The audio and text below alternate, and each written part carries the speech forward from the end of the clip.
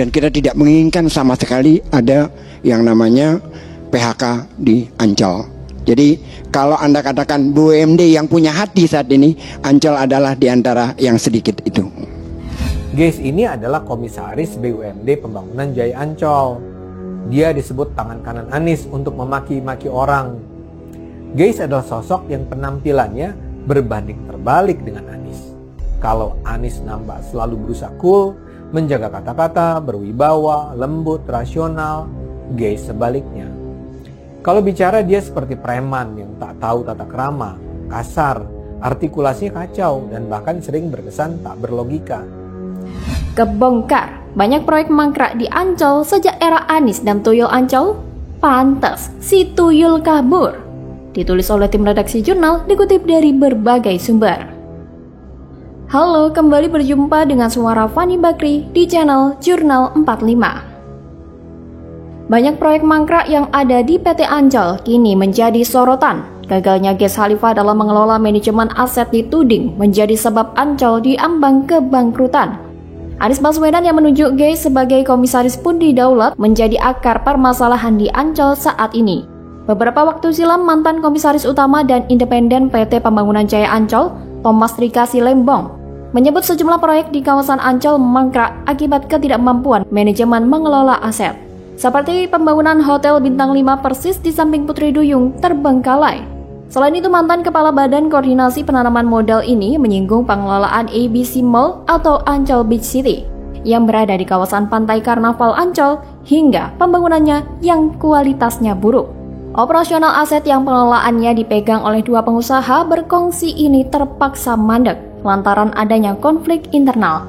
Selain itu juga adanya sengketa aset SeaWorld Ancol hingga disidangkan di Mahkamah Agung. Pembangunan akuarium ini adalah hasil kongsi Ancol dengan Lipo Group yang semula berjalan baik, malah berujung sengketa. Ancol lah yang memenangkan sidang di MA, namun justru Ancol ini tidak berkembang.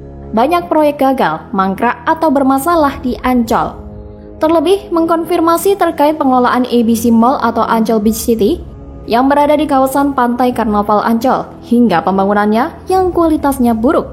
Pengusaha bernama Hendra Lee atau HL menyebut semua berubah saat terjadi sengkarut kerja sama pengoperasian sebagian bangunan musik stadion antara PT Pembangunan Jaya Ancol atau PJA dengan BUMD DKI Jakarta dengan PT WAIP dan perusahaan yang menaungi manajemen stadium tersebut. Konflik akhirnya menyeret nama besar seperti ex-dirut PT PJA Budi Karya Sumadi dan dirut PT WAIP Freddy Tan. Bahkan pengusaha Hendra Lee sebagai pemilik perusahaan dirugikan nyaris 300 miliar rupiah akibat sengketa ini. Terbaru, pembangunan dan pengelolaan Ancol Musik Stadium di Ancol Beach City diduga berindikasi kuat merugikan keuangan negara ratusan miliar rupiah. Terkait musibah yang menimpanya tersebut, pengusaha ini kembali bersuara betapa sulitnya meraih keadilan di negeri ini. Dirinya berpendapat bahwa hukum di Indonesia sudah tumpul ke atas dan hanya tajam ke bawah, khususnya investor seperti dirinya. Pernyataan pengusaha Hendra Lee bahkan nyaris terbukti saat komisaris utama dan independen PT Pembangunan Jaya Ancol, Thomas Rikasi Lembong, menyebut bahwa politik internal BOD Ancol untuk kepentingan pribadi atau kelompok hingga sejumlah proyek di kawasan Ancol mangkrak akibat ketidakmampuan manajemen mengelola aset. Salah satunya pembangunan Ancol Beach City atau ABC Mall yang kualitasnya buruk. Tak cuma itu, Ombudsman RI pun sudah mengeluarkan surat rekomendasi adanya maladministrasi terkait perjanjian kerjasama antara PT Pembangunan Jaya Ancol dengan beberapa pihak, yakni terkait adanya aset negara di appraisal secara sepihak, padahal ada kerugian keuangan negara. Sayangnya PJ Gubernur DKI Jakarta Heru Budi Hartono tidak merespon positif temuan Ombudsman tersebut. Saya pikir sikap yang ditunjukkan PJ Heru yang menarik diri dari lingkaran sengkarut masalah yang ditimbulkan Anies juga bukan hal yang seutuhnya salah. Mengingat hancurnya manajemen PT Ancol juga menjadi tanggung jawab mantan Gubernur DKI Jakarta Anies Baswedan. Yang kita tahu bahwa Anies telah mengangkat anak buahnya Geis Khalifah sebagai komisaris Ancol. Dan terbukti bukan? Setelah Tuyul Ancol peliharaan Anies ini menjadi komisaris, apa yang dia lakukan? Ya, menjadi buzzernya Anies. Bukan menjalankan tugas sebagai komisaris yang mampu membawa hal-hal baik bagi Ancol. tapi malah merusak dan meninggalkan warisan yang buruk. Lihatlah sekarang kondisi PT Ancol yang kian hari kian merugi. Banyak proyek-proyek mangkrak karena kegagalan dalam mengelola manajemen. Dan itu terjadi karena gagapnya Anies dalam menaruh antek-anteknya yang jelas tidak becus kerja. Terlebih setelah banyaknya proyek-proyek mangkrak terbongkar hingga Ancol terancam bangkrut, Guys malah kabur dengan alasan ingin meringankan beban PJ Heru Budi. Ini kan jelas blunder. Bukannya bertanggung jawab, malah lari dari masalah dan segera cuci tangan. Makanya sangat benar apa yang dikatakan oleh Anies, bahwa pendukung itu mencerminkan sifat yang didukung. Jika Anies adalah orang yang doyan lari dari masalah, maka pendukungnya juga demikian. Bagaimana kalau menurut Anda?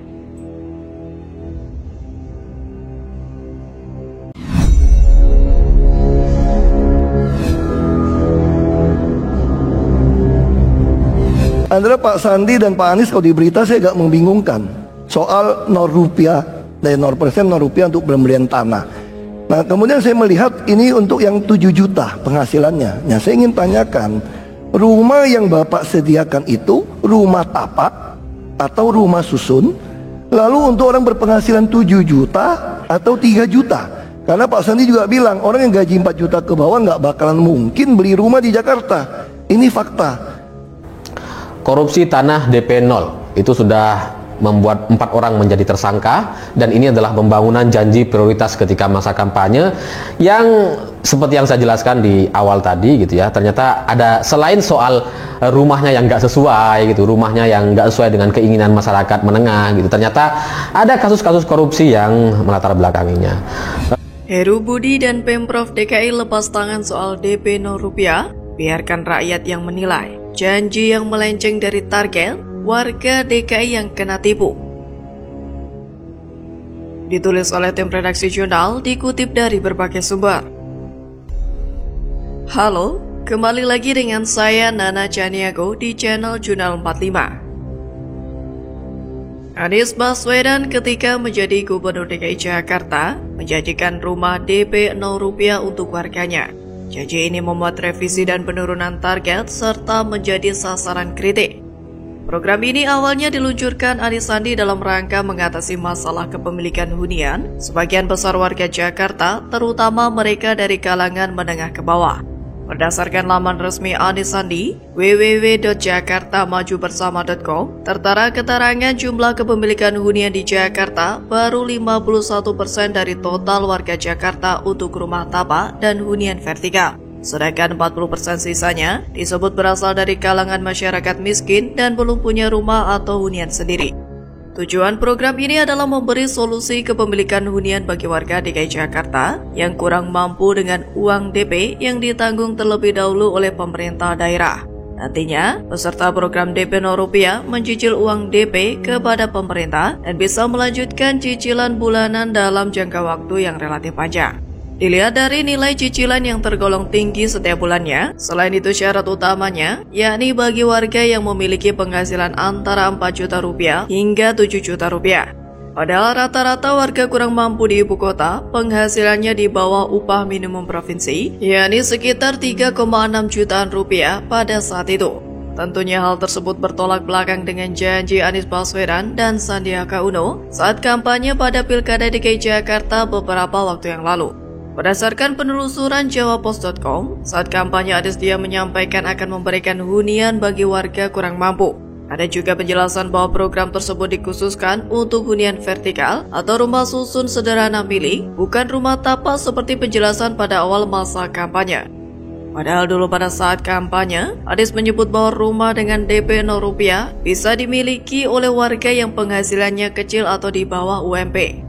Tapi setelah menjadi gubernur, Anies mengungkapkan bahwa warga dengan penghasilan di bawah UMP tidak bisa menyicil rumah karena memang menurut Anies uang tersebut tidak cukup dan akan sulit.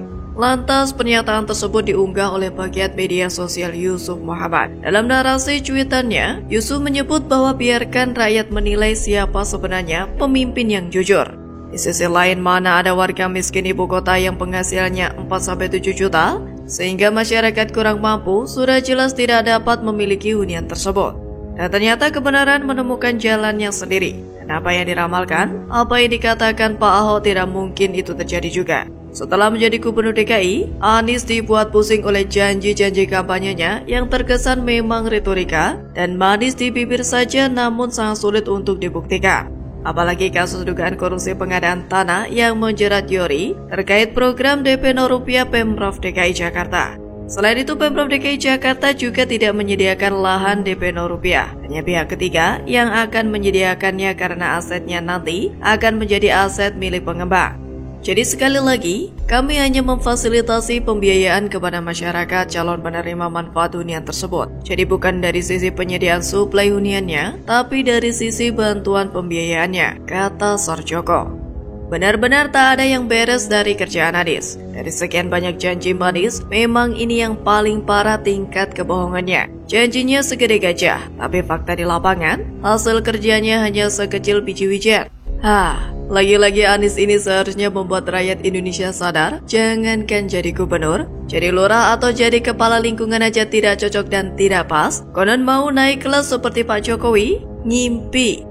Jadi Anies memang tidak pantas menjadi pemimpin. Dia hanya pantas menjadi pemimpin bagi keluarganya saja. Rakyat yang dipimpinnya pun sudah banyak yang ditipu. Jadi warga DKI jangan pilih pemimpin cuman moda janji dan kibul sana sini. Cukup ini yang terakhir. Jangan pilih pemimpin yang berak sembarangan, buang tai di mana-mana. Jadi, bagaimana menurut Anda?